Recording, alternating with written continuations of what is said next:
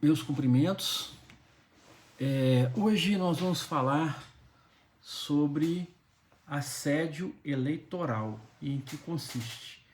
E vamos falar de passagem sobre a diferença, para que não haja confusão, entre assédio eleitoral e captação de sufrágio. Ambos são infrações previstas no Código Eleitoral.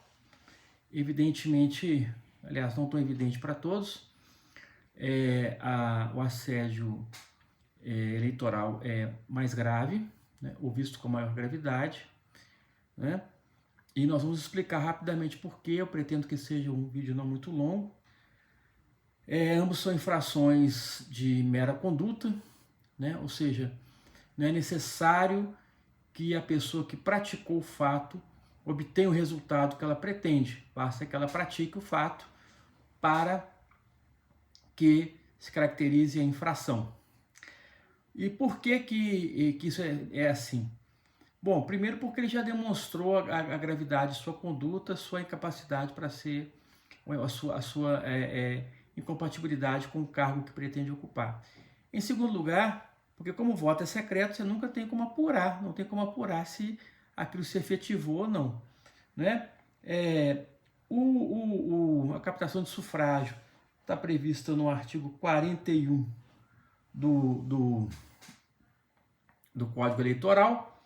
Eu vou ler para vocês rapidamente, que diz o seguinte: ressalvado o disposto no artigo 26 e seus incisos, constitui captação de sufrágio vedada por esta lei o candidato doar, oferecer, prometer ou entregar ao eleitor, com o fim de obter-lhe o voto, bem ou vantagem pessoal de qualquer natureza, inclusive emprego ou função pública, desde o registro da candidatura até o dia da eleição, inclusive sob pena de multa de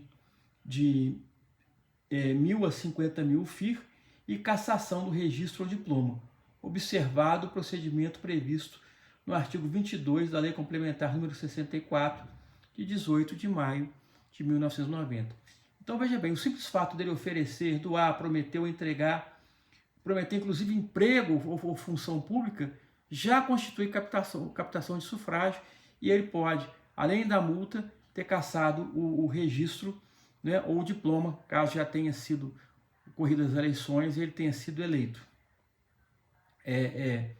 Já se tratando de assédio eleitoral, o artigo 301 prescreve o seguinte: usar de violência ou grave ameaça para coagir alguém a votar ou não votar em determinado candidato ou partido, ainda que os fins visados não sejam conseguidos.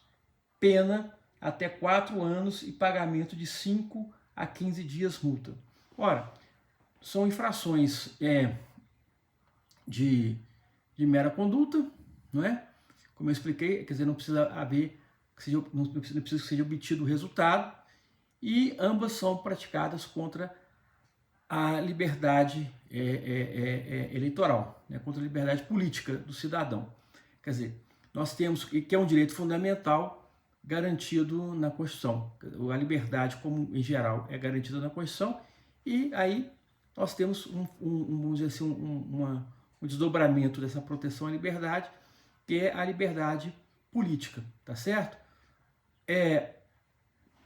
Então nós podemos dizer o seguinte: por que o assédio é mais grave?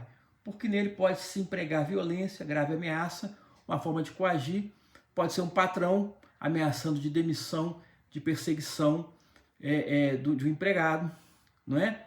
Ou de não promoção de empregado que poderia obter essa promoção, ou de não aumentar salário, ou falar que vai fechar aquele negócio, deixar todo mundo desempregado. Pode ser um chefe político ameaçando com exoneração, perseguição, não é? Mas pode ser também essa autoridade pública ameaçando um comerciante, um cidadão, em relação aos seus negócios, a multa, fiscalização indevida, abuso de autoridade. Tudo isso pode caracterizar, infelizmente, esse tipo de conduta. E ela é mais grave porque ela ofende mais profundamente a liberdade política do que na captação de sufrágio, porque nesta se trabalha com o medo, com a pressão e com a violência.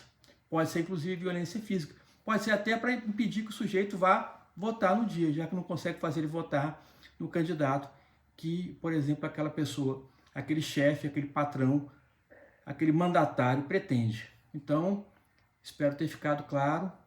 Desejo a todos, né, uma boa eleição e que votem conscientemente. Abraço a todos.